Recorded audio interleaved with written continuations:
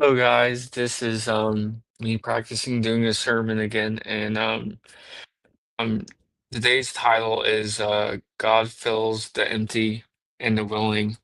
Um but it's okay to do this now. I know there's some music going on in the background and some people talking downstairs or something. But hopefully you guys don't hear that and it sounds okay. Um so the paradox of the kingdom is that we live in a world obsessed with being full of knowledge, full of confidence, full of strength. But the kingdom works in reverse. In the kingdom, fullness doesn't qualify you, emptiness does. And so, I know there's plenty of times where you probably felt like empty. You tried everything you can think of, and it just seems like whatever you thought of, you couldn't do on your own. But then when you actually relied on God and came to Him with open hands and open hearts, asking for Him to help you out, a lot of times I've heard of many stories of Him delivering for for people on that situation, and I'm sure it's happened to you. If you're a longtime Christian, I know you have many stories of that. And if you do, I would love to hear some of them. Like, leave a comment in the thing and see if and share that testimony.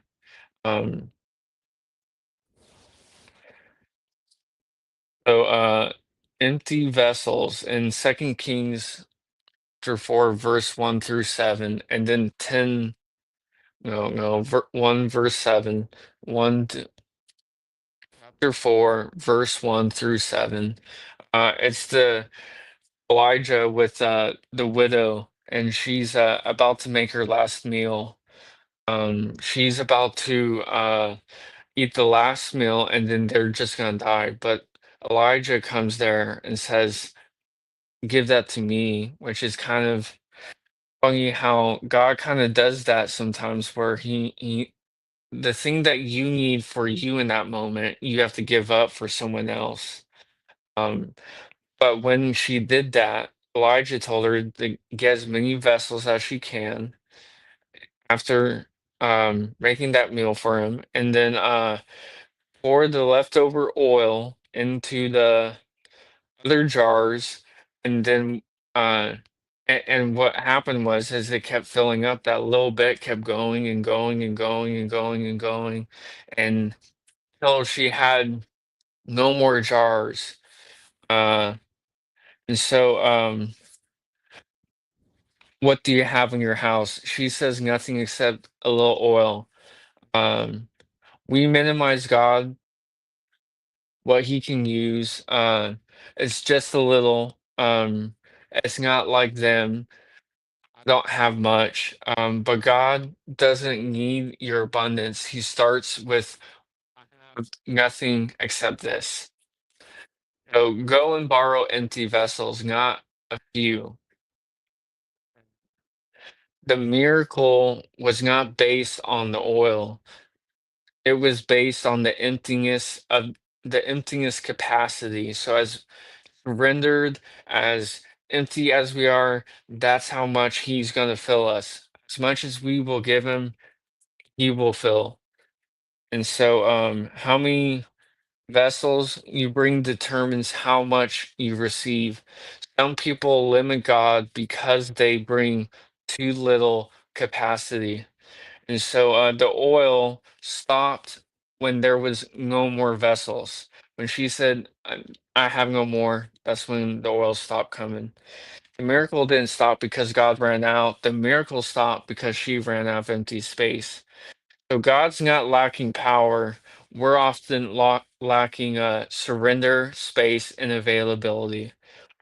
So the emptiness is if it's an invitation, not just it's not a curse. It's not a curse. So Matthew 5:3 is one that you can look up, and I think it talks about it's the Sermon on the Mount talking about those who are poor in spirit.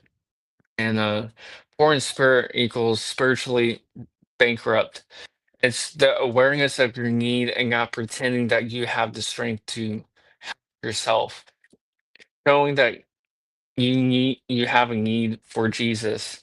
And so God is attracted to need. Religion is attracted to performance. And religion says get full and then go to God.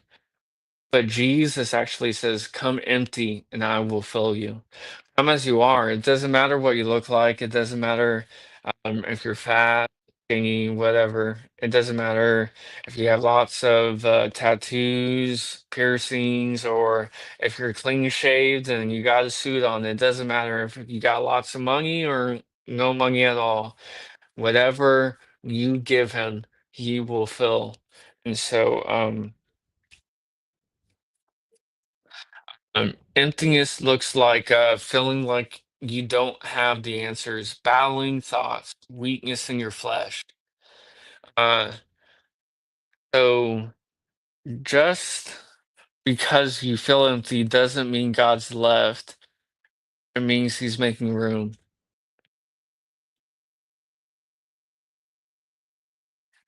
Some of you are in a rebuking season, and God may be preparing you in that moment. So just think about that. Why God resists the fool is because they're prideful.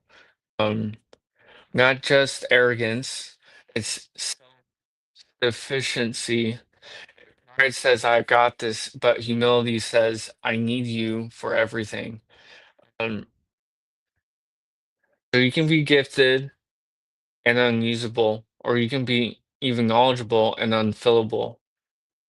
Why? Because you're already full of yourself. God won't compete with your control over your life. So what you surrender to him, he will fill in that moment. What you don't want to give him, he's not going to take from you. He's a gentleman. He's not going to override your will. He's going to let you do what you want to do. Um, those songs that you're too full, you don't pray unless you're in trouble. You rely on your own understanding. You resist correction. You perform instead of surrender. And so Jesus modeled the emptiness. Um, he didn't lose his divinity, but he chose surrender.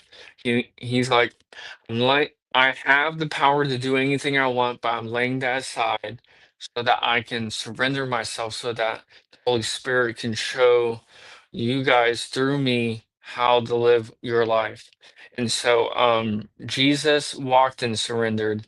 He emptied himself not of status, he emptied himself of status, not identity. Okay. And why do we try to walk in control?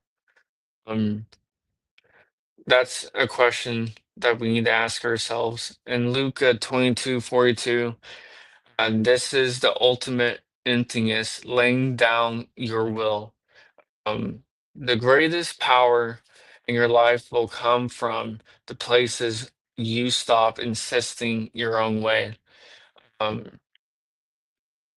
God fills empty in the willing, but He does not fill you so that you can feel better. He fills you so that you can reflect Him. And so, just one thing I was thinking about is children are often a reflection of their parents. That's what a lot of people say. That's what a lot of respectful people that I've talked to say. Some people who have bad children don't like that statement. They say that's not true. But I think it's a true statement that your kids are a reflection of you. And I mean, even people's pets it can be a reflection of yourself. Um, so if we're God's children, we're supposed to reflect Him. What are we showing other people? The way that we walk and talk and do things and do life and all that. Are we reflecting Him? We're supposed to reflect Him in the mirror, like and going glory to glory, reflecting Him like in the mirror. And so I'm gonna scroll down because I that. Um,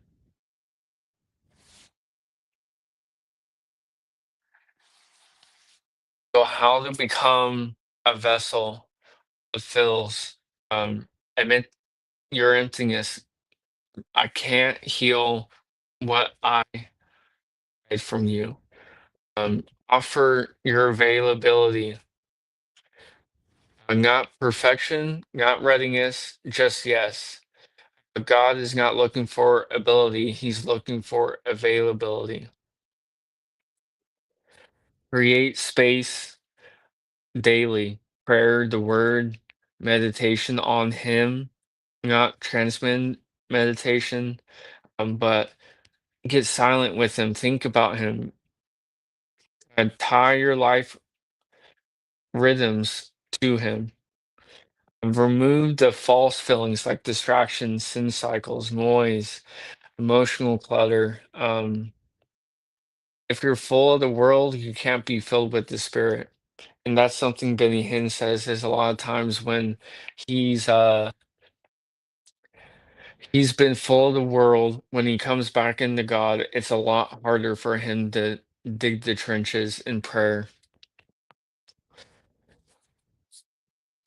So to the one who feels empty, to the one who feels disqualified, to the one who feels like they keep trying to get it together, God is not waiting for you to be full. He's waiting for you to become willing.